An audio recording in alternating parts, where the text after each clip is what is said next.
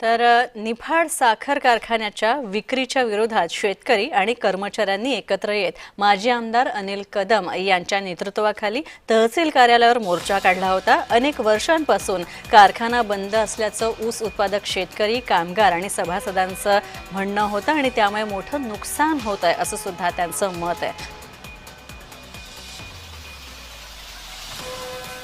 निफाड येथे तहसील कार्यालयावर कामगारांसह शेतकऱ्यांनी भव्य असा मोर्चा काढलेला आहे। आपल्या सोबत माजी आमदार कदम साहेब, काय सांगाल की मोर्चा काढलेला, काय मागणी आपल्या? निफाड सहकारी साखर कारखाना 2014 पासून बंद आहे।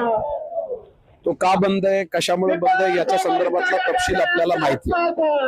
त्याच्या सभोवताली शेतकरी, कामगार आणि कारखान्यावरची संलग्न असलेल्यांच्या हितापेक्षा याला राजकारणाची वळण देण्याचा वेळोवेळी प्रयोग झाला। किंबहुना 2019 ची निवडणूक हा कारखाना आम्ही बंद पाडला म्हणून कोणीतरी तिथे विजयी झालं आणि नंतर माननीय अजितदादा पवार साहेबांनी 2019च्या प्रचारामध्ये सांगितलं की यांना निवडून द्या आणि आम्ही कारखाना या संदर्भामध्ये सुरू करू।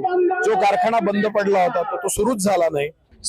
केंद्रीय जे सहकार मंत्री आहेत, गृह खात्याचे मंत्री आहेत, जे 2 नंबरच्या पदावरती देशभराचं आज नेतृत्व करतात, त्यांच्या कानावरती हा विषय त्यांनी घालण्याचं काल कबूल केलं आणि म्हणून त्यासाठी हा पक्ष आणि या सगळ्या भेदाभेद विसरून हा चालू करण्यासाठी याला सगळ्यांनी पाठिंबा द्यावा। त्यासाठी आम्ही इथे काही याच्यात न्याय नाही मिळाला तर 6 तारखेला माननीय राऊत साहेबांच्या नेतृत्वाखाली कामगार आणि सभासद आम्ही शाह साहेबांना भेटण्याच्या बाबत काल राऊत साहेबांनी तसा उल्लेख केलेला आहे। एकूणच बघितलं तर साखर कारखाना विक्री करू नये या विविध मागण्यांसाठी आज निफाड तहसीलवर मोर्चा काढण्यात आला आहे। नरेंद्र बाटाव, जय महाराष्ट्र न्यूज, निफाड।